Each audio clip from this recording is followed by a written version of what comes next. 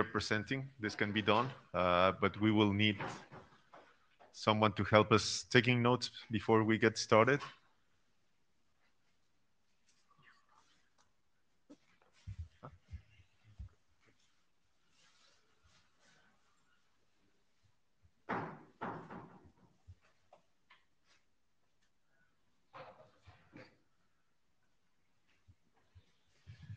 So let me repeat, right? We cannot start the meeting without an official minute taker.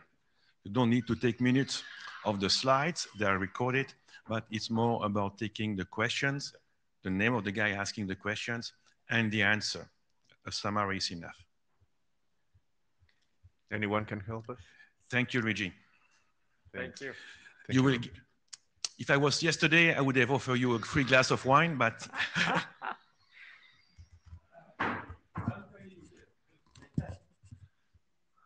Grazie mille. Okay, so with that, I think we are 1 minute past, so let's get started. Welcome everyone to the INTAREA meeting at IETF115. Juan Carlos Zúñiga, myself. Wasim Haddad, hello everyone, welcome.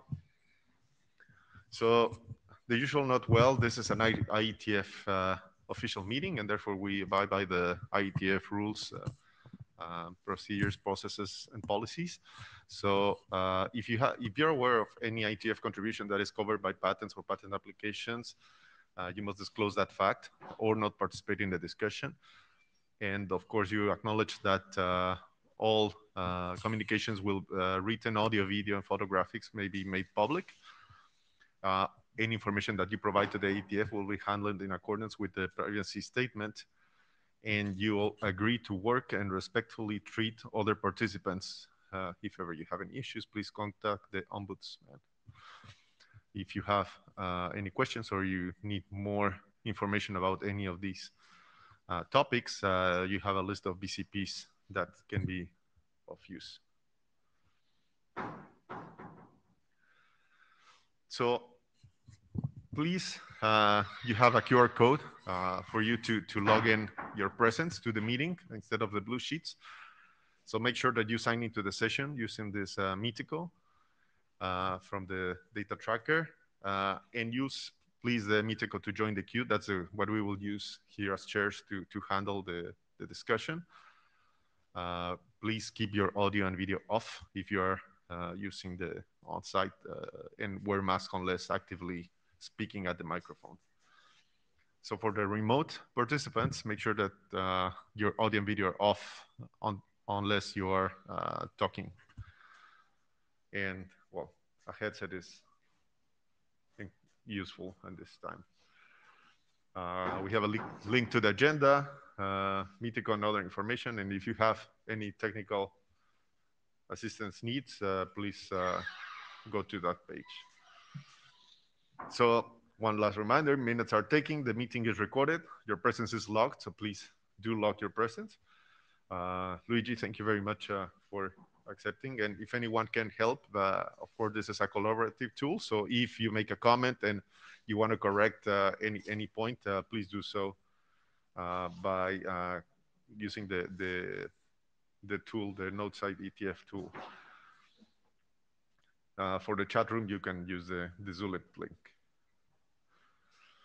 So this is our agenda for today. We're going to start with the usual bashing and document status updates from the chairs. Then we're going to have a presentation by Don Eastlink, who just perfect, okay, that just arrived in the meeting.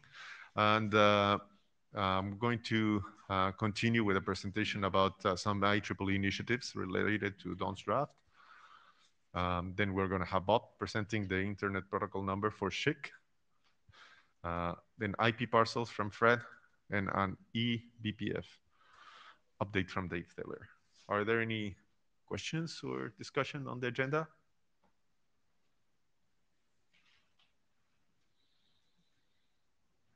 Okay, so hearing none, you want to give the update?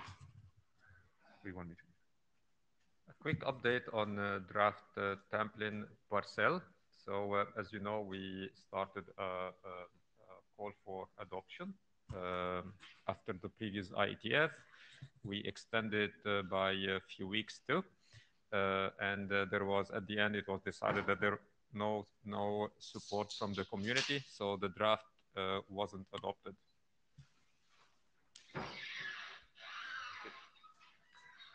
Thank you very much. So with that, I guess we're ready to move to the next item, which will be Don's.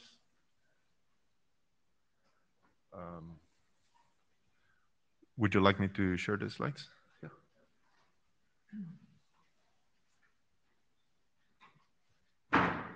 I'm not sure it works. No, it doesn't. Hi, I'm Donald Eastlake with FutureWay. This is just a few slides to give a quick update on RFC 7042 BIS, which I hope people will take a moment to look at and comment if they find anything worthy of comment. Next slide. So it's basically a part of a series of BCP RFCs, each one obsoleting the previous, that have covered the allocation of parameters under the IANA OUI, basically MAC addresses and things of that sort. And it also touches on the allocation of other IEEE 802 code points that are from blocks that IEEE has allocated to IANA, and mentions a few other related pieces of information. So a much more thorough presentation was given at the last IETF, and you can go look at the slides at that URL if you want to see those, and it has been adopted by the working group. Next slide. So I think it's in good shape for a working group last call. There is, however, a couple questions related to the IANA web pages and the provisions there. There's currently 2 IANA web pages, one of which is called Ethernet numbers, for numbers assigned under the IANA OUI, and the other is called IEEE 802 numbers. So the Ethernet numbers one, because IANA controls them, is really authoritative, and the IEEE 802 numbers page is really an informational page, which has stuff that's under the control of the IEEE Registration Authority. So this draft also renames the Ethernet numbers page to be the IANA Ethernet number page to be more consistent and make it clearer, the distinction between the two. There was I guess I probably should have put the RFC number on here. There was a registry created for IANA Link Local Discovery Protocol TLV subtypes. And when it was created, it was stuck on the IEEE 802 page when it really shouldn't have been, because it's not allocated by the IEEE Registration Authority. It's allocated under the IANA OUI, that should have been on the IANA page. So this RFC 7042 BIS moves it there. And I've checked with the authors of the RFC and so on and so forth. So everybody's okay with that move. Next slide. This is, I think, the last slide, substance. So most of the activity on the IEEE 802 numbers page, that's the informational one, relates to ether types. Basically, entries for ether types there are updated or added to when directed by the experts for the registry. And it's easier to access information there and to update it than it is through the IEEE authoritative listing. Also on that page is a short list of LLC SAP numbers, which hasn't changed much. And the third thing, which would still be there after this draft, if this draft issues, is a list of early OUI assignments. That's not really something most people find interesting. I guess it used to be useful that you could figure out who had manufactured a NIC card or something by looking at the MAC address and looking it up there. That's still true, but that is not really getting updated. So if people have an opinion as to whether or not that part of an OUI assignment should still be retained on this informational IANA webpage, I'd be interested in that. So there is some conversation between the IETF and the IEEE about ether types. And I guess Juan Carlos is going to talk a bit about that. Thanks, Don. So I'm going to present next, and then we'll take Q&A, because the next presentation is related.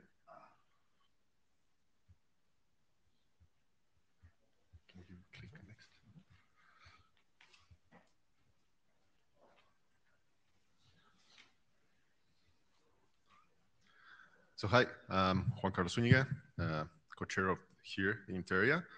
And this is to give you an update about certain discussions we've been having between IEEE and IETF regarding these registries and how we can make better use of them. Please, next. Oops.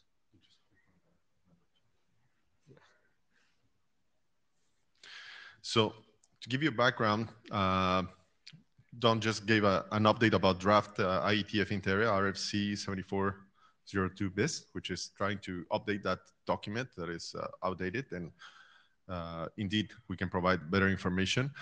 As a summary, much of the clause 2 covers the IEEE MAC addresses and address policies as stated on the IEEE side.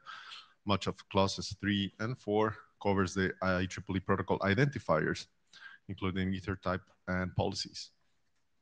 Now, on the IEEE side, there are standards, policies, and registration of these parameters that are handled by the IEEE. And there are multiple of these instances, but here there are 3 examples that will give you an idea of what we're talking about. So first, we have the IEEE Standards Association Registration Authority Committee, or RAC, that is responsible for the assignment of numbers such as ether types and OUIs, so these MAC addresses as we commonly use them, but uniquely assigned.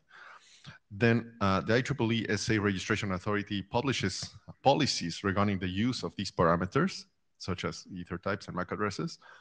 And we also have standards like IEEE 802, overall, like the umbrella of 802.11.15.3 and all that.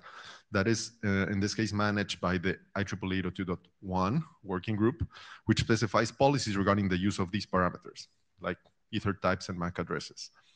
Now, what happens is that there are current developments to amend, for instance, the use of these parameters, in this case, 802F, the Young model for ether types.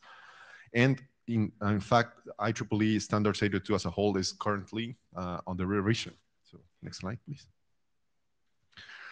So we can anticipate the following. Because the draft here references and talks about the description of these moving targets on the IEEE side, we can anticipate that the IEEE Registration Authority should review the draft to ensure that there's alignment with respect to the registration of these policies and assignments.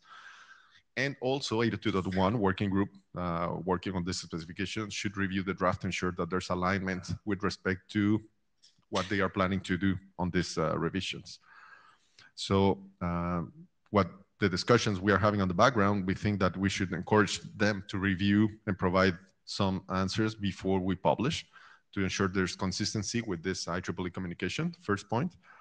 Of course, we should take into account their views, and even as a stretch goal, there's some efforts to harmonize the registries because, as Donald explained, there are the registries on the IEEE side very specific to, let's say, legal terms when someone acquires one of these numbers and assignments. So it will mention who is the assignee of a number that requested it. But here on the IANA side, we have extra information that is super useful for implementers, like what is this number being used for? PPP, ether type, it is. That information is missing on left-hand side. They are the owners. We have useful information on the right-hand side, and we need to somehow keep track of each other. And I've heard at least more than, well, a few people complaining, and which one is the official one? Which one should I refer to? So I think this is a good opportunity. The fact that on the one hand, we have Donald's draft explaining to IETF people what these are and how they should be used. On the other hand, we have common discussion or constant discussions with IEEE about how they are going to evolve these specifications. And why not, I would say, take advantage of the fact of this thing happening to probably harmonize the registry so that we have one single registry, most likely IEEE, stating, for instance, the usage of these protocols also from the IANA side. And I think that is my last slide. So I don't know if there are any questions regarding the status. Basically, what I'm saying here is that Donald's draft right now should be from the IETF side pretty much ready for publication, but because there's all these things happening outside, we think it's worth holding on to a bit before calling for publication, so that we hear from the IEEE side their views.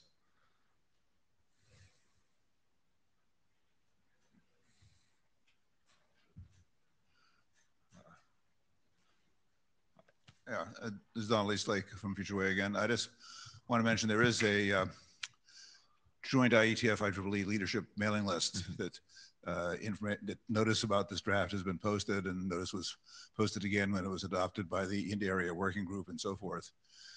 And along with a request that people in IEEE look at it, and no comments have been received so far. So I'm not quite sure just exactly what the path forward is. I mean, are you sure they should look at it, and comments from them would be useful, but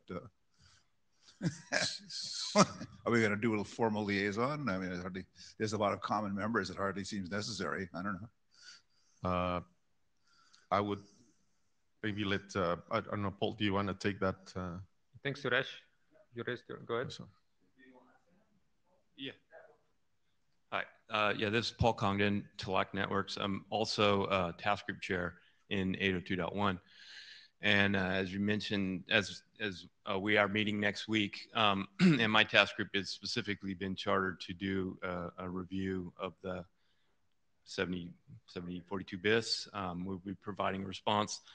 The whole point of the IEEE 802 coordination thing is to often avoid those official liaisons if we don't need to, but you know, sometimes it's still very important to have them just from raising the awareness and whatnot. So it's likely that we'll be chartered with, or I'll be chartered with drafting a liaison that indicates we're doing this review. We would like you guys to wait a little longer for your last call until we've done that, but understand the urgency. So.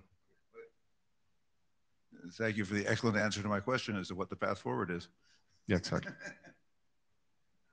Suresh Krishnan. So this comment is for like Don. So one of the things that happened probably 5-6 years ago on the IESG is like we needed a ether type, and the 7042 didn't have anything. I looked at the BIS draft quickly as well, and I think like some kind of guidance on like how to get it. I know like it's not like we don't have a special path to do it, but if you can add in some text, I can probably give you input about like what to add, how I did it as the AD. But it'll be good if you can actually throw in an appendix saying, hey, this is how you go about from the, because it says like IESG approval is needed, but like nobody knows what happens after for the shepherding AD. So Eric is probably going to be in this position soon.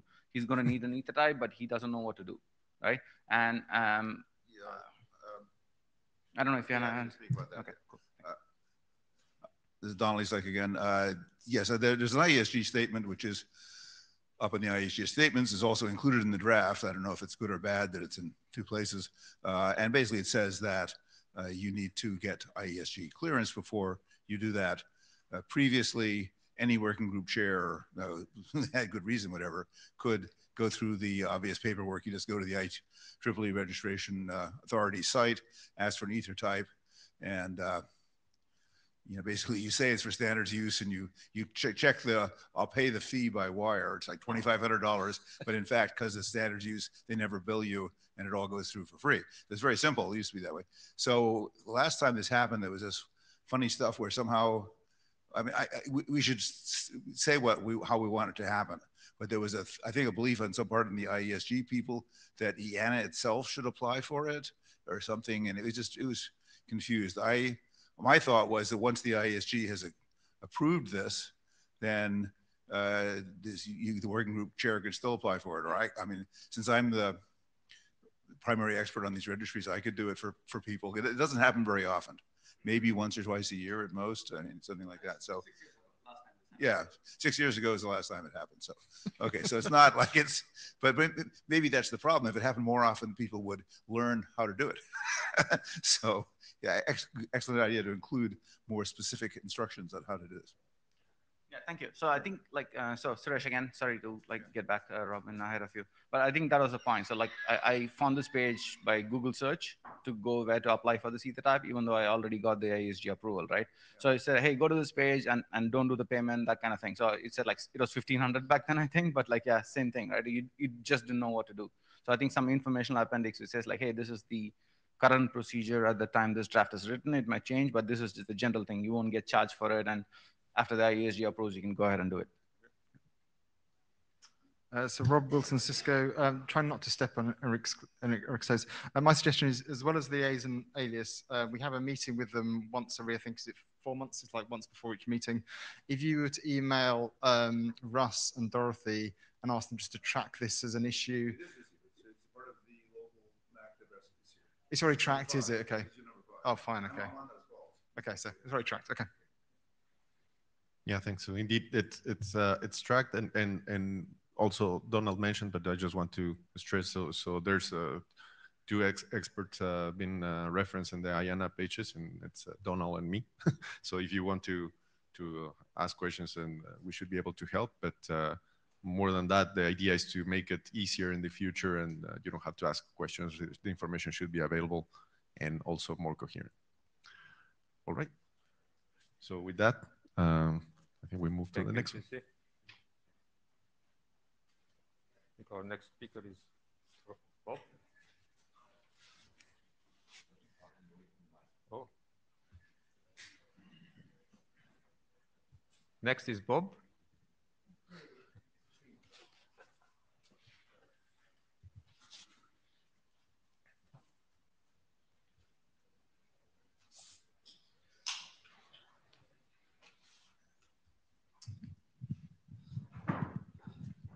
Many of these slides are pretty much what I had my last presentation back in July, with some slight modification. So this is requesting that for the LP-WAN stateful context header compression, SHIC, to have a protocol number assigned. So we can do SHIC at the IP level, instead of having to do it higher. Next slide, please. So why, and this is reviewed, the slide I had last time, networks are complex, and what if the constrained link is within the link, in the path? That that is the endpoints node of the constraint, but have no control over it. All IP contact is within a non-compressed, or all IP contact is in a non-compressed security wrapper. Example, DIESP or DTLS. So we have these cases we're looking at. And particularly in my area in aviation, that it may be avionics system inside the plane, which has no understanding. It knows there's a constrained link there, but has no control over it. It just has an Ethernet connection to the plane's network and going out from there. So how can the application inside that avionics system talking to some ground control system somewhere, again on an Ethernet network, be able to compress? So doing this at the IP network layer instead of what SHIC has been doing to others would be highly effective in consuming a very scarce resource of that RF link to the aircraft. Next slide, please. So if the IPv6 next header were SHIC, the rules can be compressed for transported on up to the security envelope. So like in many cases, UDP will compress to 0 bytes because everything you need for UDP is really in DTLS. And if you only have the one application running, what do you need UDP for? So that helps. And you can even indicate what rules fall within the security envelope. So you may be able to say, like, for what's in the envelope, here's how I'm going to compress that. So we get a significant gain by doing this. Next slide. We can effectively becomes a transport. When SHIC becomes the next header, that effectively becomes transport that then processes whatever transport is within it. So transport, the original transport layer compressed. Example, have UDP, CRC, when ESP and DTLS has better. They have MAX, so why with the CRC? And provide new valuable transport functions. So one of the things we're discussing right now in the retrieve from LP-WAN is to include FEC directly as a SHIC option. So we can be doing the forward error correction, and again making more effective use of our scarce wireless service, or take a low reliable spectrum and make it highly reliable by including FEC. So we can then have that at this point. Next slide. And just a quick review about the seq payload. It has the rule and whatever compression residue for that, and then the payload. It's very, very squishy. In each case, you have something different going on. It's very hard to define. It's literally by case basis. There's no protocol numbers we could use for this. We do need something new. Next slide. But there's a question. Can we really introduce the new protocol number in the next header? Will it just work, or will the routers drop this? And there's our AD saying it's not a problem. And what about IP fragmentation will result in this? Well, seq has its own fragmentation. So we can potentially pre-fragment, knowing, again, what we may be up against. So we could be potentially using the seq fragmentation and not having to then use IP fragmentation. Next.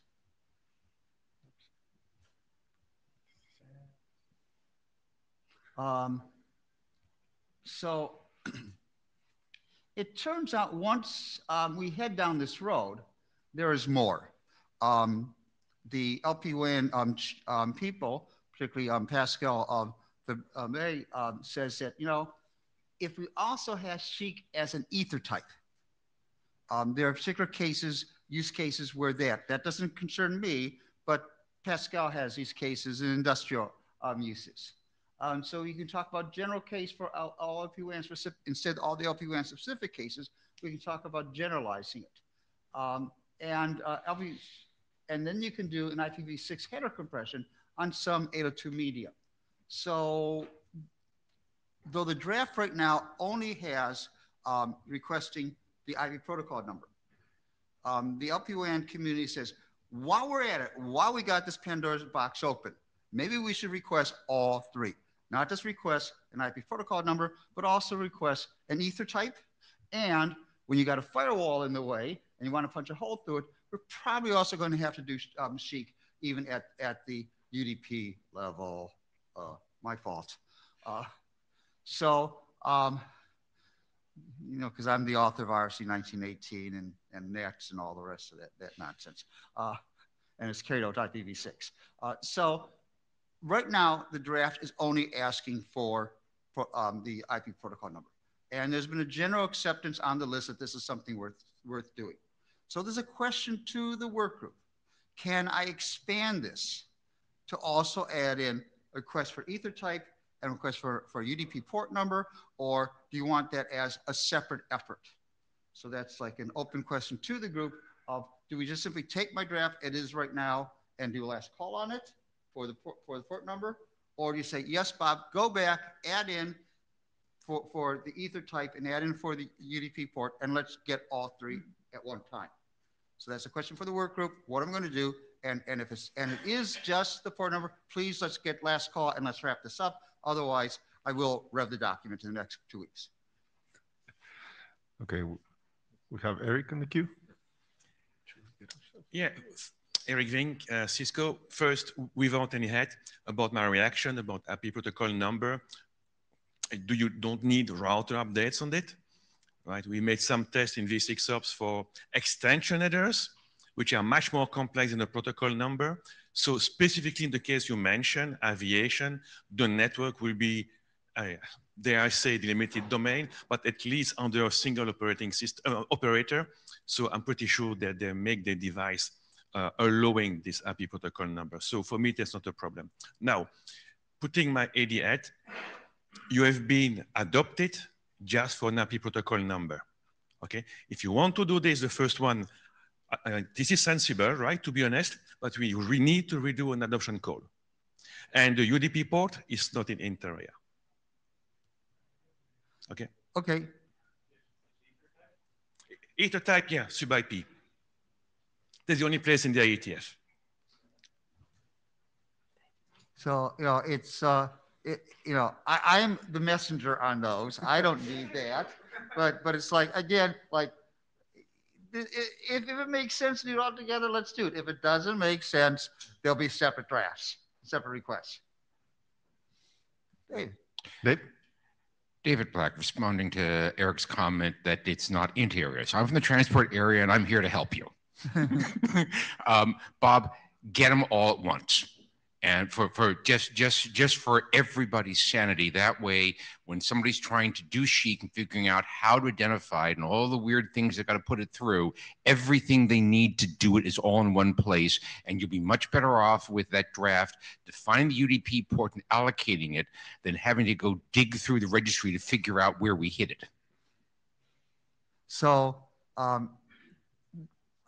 we can do a hum and so forth, but if the consensus is that we got to pull it back and I got to add this in, I will add it in, pull it back, and bring it back then for work group adoption on that. I think I have one more slide, which is just basically wrapping it up. Okay. I have one more slide there. I think I do. So the review of the draft, add either types and needed port recourse, and then actually not start work group last calls, rather re-adoption is what it's going to be. Is that then the consensus here? And of course, I'll take it to the list as we are required to do, but I would like to get the feel for the community here. Bob. So, sorry, we have two people before you in the queue. Go ahead. Oh, people in the queue on the line. Come on, I can't see who they are. So yeah, no. So sorry, I'll just take it first because I have something to say. So perhaps we'll hear more details about this, but it sounds to me that we need to coordinate this between INTAREA and transporter. So the calls, ideally, as David and Eric voiced, I agree. It's important. It's probably easier to do it all at once, and it's clearer for people understanding. But we do need to involve transport before publishing and to avoid issues. So just something to keep in mind that this will span beyond INTAREA. I'll just disagree that you need to do another adoption call for this. I mean, the adoption call was that the working group wanted to work on this. Part of that discussion is there's two other things to add to the document. I think that's fine. It's still eventually going to go through a working group last call, and then there's a consensus. So I don't think we need to do another adoption call to add these two things. So just a quick question, like it's not for this group, but like something for you to take back. Did LP1 have some kind of proof of concept implementation of how this like ether type thing would work? Because I think there might be like, so if I go back, like what is the V6 header compression? Is it going to be like 6-low-pan header compression, or what is it going to be? Or is it going to be chic all the way? Do you know? Pascal asked me about this yesterday morning. Okay. So I really don't know. Do you know his use case? Can you get it to the mic? Chic all the way? Okay, cool. Okay. No, I think like it'll be good to kind of like, just like nail it down, like see how it's going to work, and I think it's okay doing all together. Yeah. Well, I will put in why we want to do it in the draft. No, why do we want a chic ether type as well? I just want to say, please give it to me. I will say no. The particular use case will be in the document, and I'll see that the LP-WAN people give me text for that. David Black, and do the same thing for the UDP port request. Write the paragraph for why you need it. Firewall pinhole poke. If there's a particular way you've got to do, you've got to have the port for it. Just write that up. I mean, my gut reaction to all this is that Chic is a sufficiently interesting new protocol that a UDP port request, if it went just straight into IANA, would probably get granted anyhow. So might as well do it in the draft and do it all in one place. Most reason got up is yeah, there's some coordination to the transport area, but don't get all excited about it. This one feels routine. Okay, thank you. I will do it, and I'll work with my colleagues in LP-WAN, get this draft revved, and submit it as quickly as I can, so we can keep moving this forward. And I thank you for your time, and I look at doing some very interesting things for wide area wireless from aircraft, both manned and unmanned, being able to use this and be much more smart in how we use that very small budgeted networks. Thank you for your time. Thank you, Bob. Thanks. All right, so next one is Fred. Online.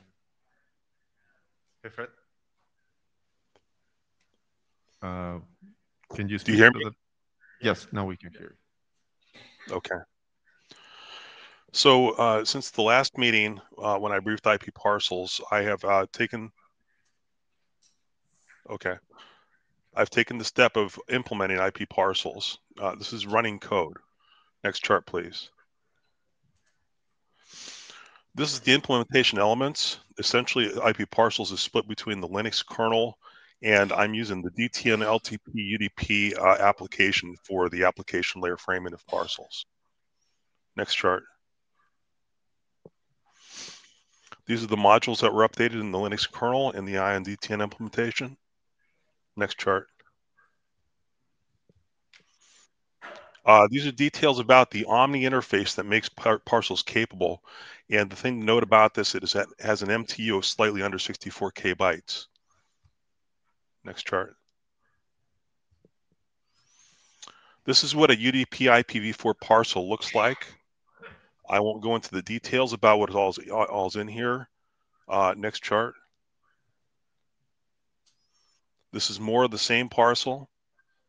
Next chart. More of the parcel. Next chart. Still more of the parcel.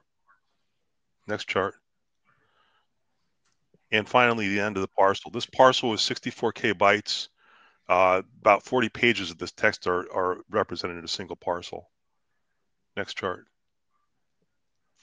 This is talking about single segment performance. What happens when you vary the size of the segment to larger sizes? Next chart. And this is about multi-segment performance. This is what happens when you pack multiple segments into the same parcel. Next chart. So here are the next steps that need to be done in the implementation. Next chart. Into the backups now. And next chart. And here's where you can go to find the source to experiment with parcels yourself. That's all I have time for. I'll take any questions that there might be.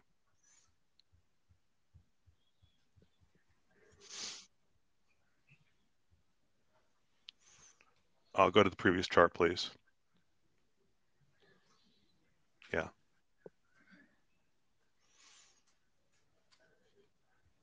Are there any questions for Fred?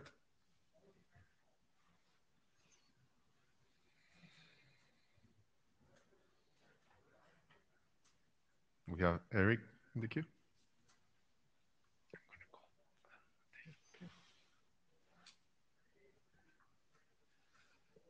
So Eric Vink, the responsibility for this INTAREA working group. So Fred, thank you for the explanation and the showcase. If you wonder why we still have this presentation, even if the call for adoption was closed in the sense that not adopted, we gave simply a last chance to this effort from Fred to get some energy and enthusiasm on this. So call for adoption is closed. It will stay closed, except if I see some other people ask, oh, I've seen this, I changed my mind. Okay, and I want to do it and close it end of this week. So by seeing this and the explanation of Fred, I'm pretty sure that Fred is still available online later. You think it's fantastic work. I want to review, I want to get this adopted, do it until the end of this week, and then we will reopen the call for adoption, an official one. Okay, until now it's closed, it stays closed. If we don't see the chair and myself, enthusiastic people say, hey, I want to reopen the call for adoption, we won't reopen it. End of this week. Thank you, Fred. Thank you, Eric. Okay, thanks. So as you heard, if you have any interest, support, or curiosity about this presentation, please voice it and send email on the mailing list. You're encouraged to do so. Dave? Yeah, he's here. He's here.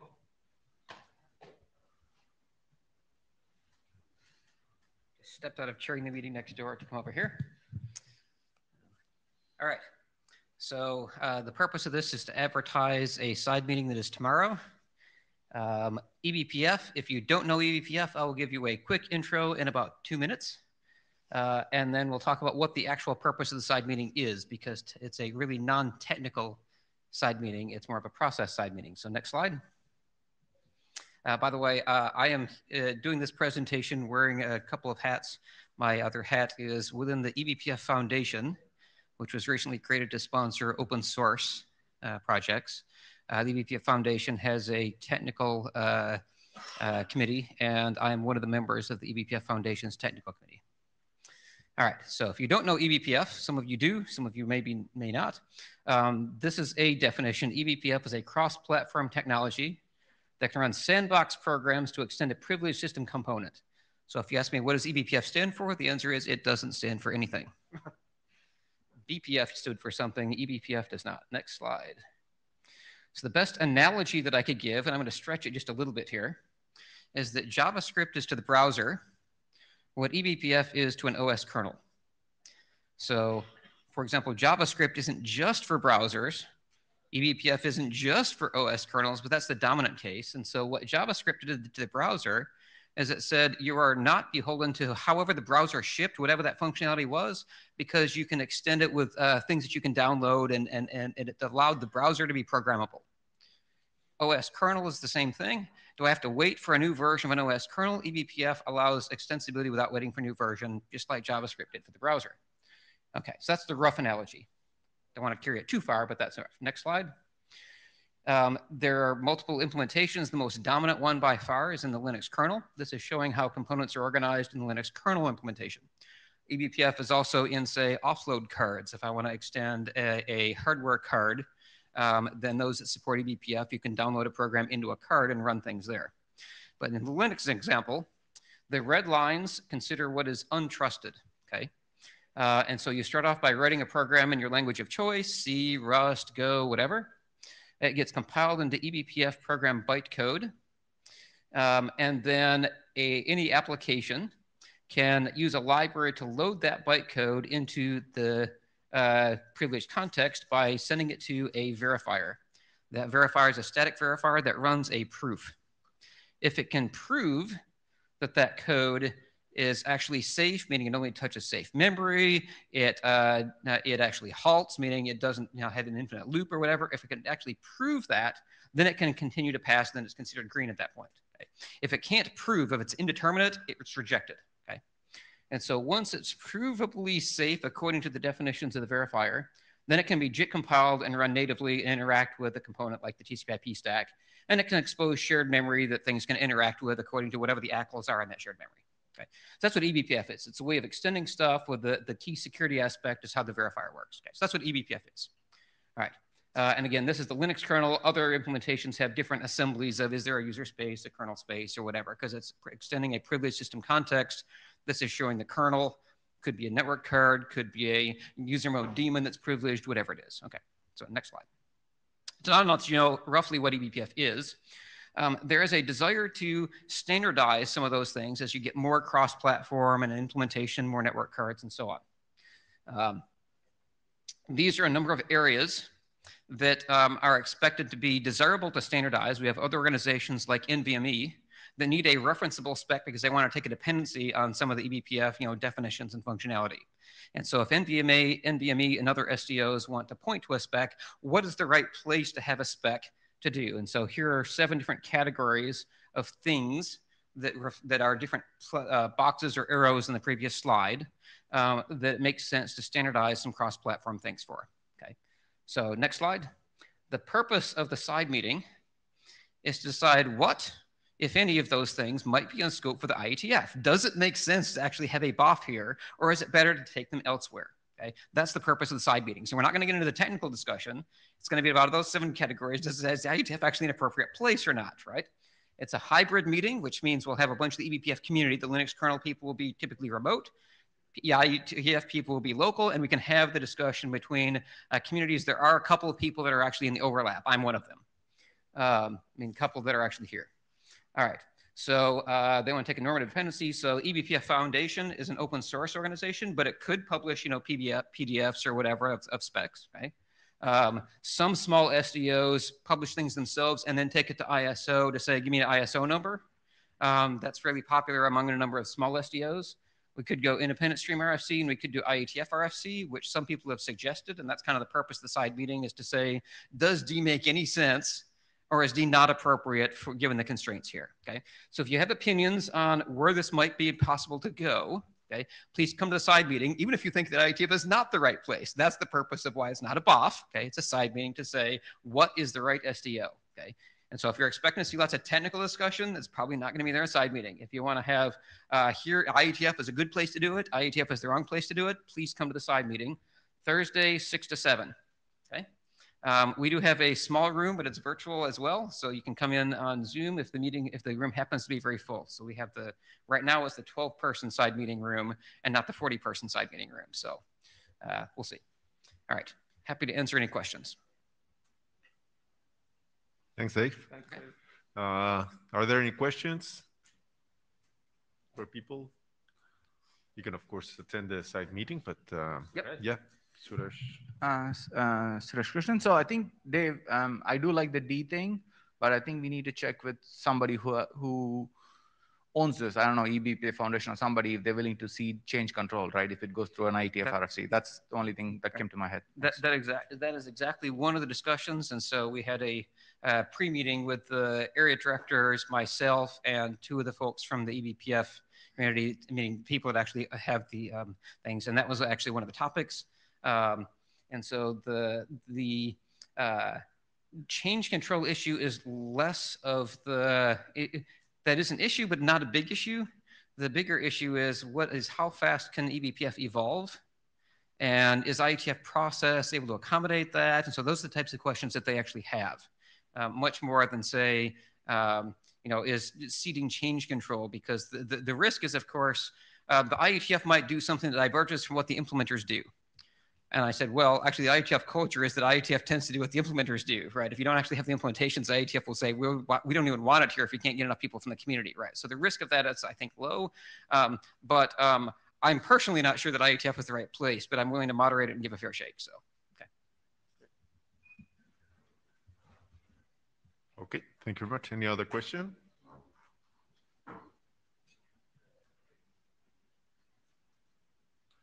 We have a question on the chat. Is the eBPF side meeting on the IETF agenda page?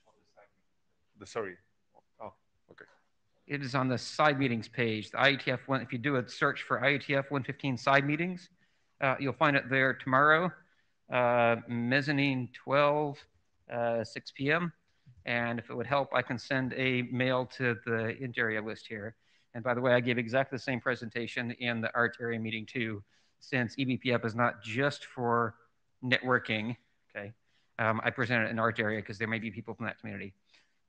So anyway, I can send a message to both lists as a reminder. So thanks. All right.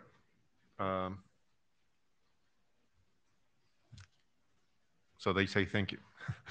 And so thanks everyone. With this, it's the end of the meeting. So I guess we give you back a few more minutes to relax and take some coffee. Thanks everyone for attending. Thank you.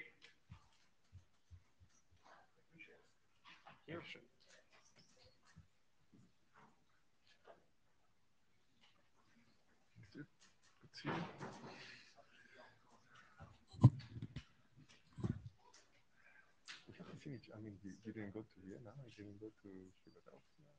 Yeah, you look good. Great hair. You look good.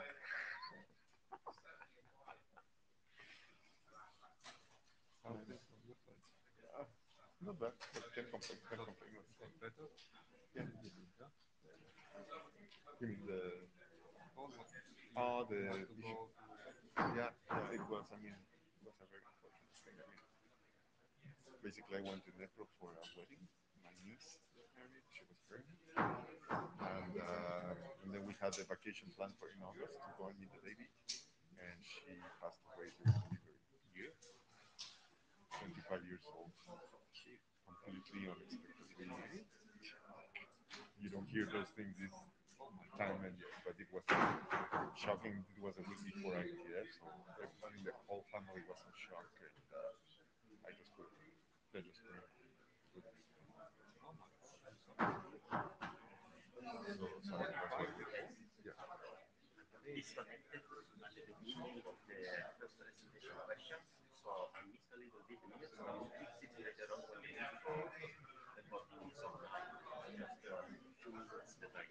Thank you very much, Luigi. Yeah, I was trying to fill up, like I saw you miss Paul's name, but I know it, so I put it and stuff like that.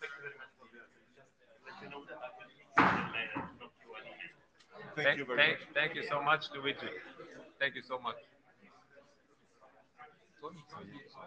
Yeah. It's I mean, your brother is a doctor, right? So it's called amniotic embolism. So the amniotic liquid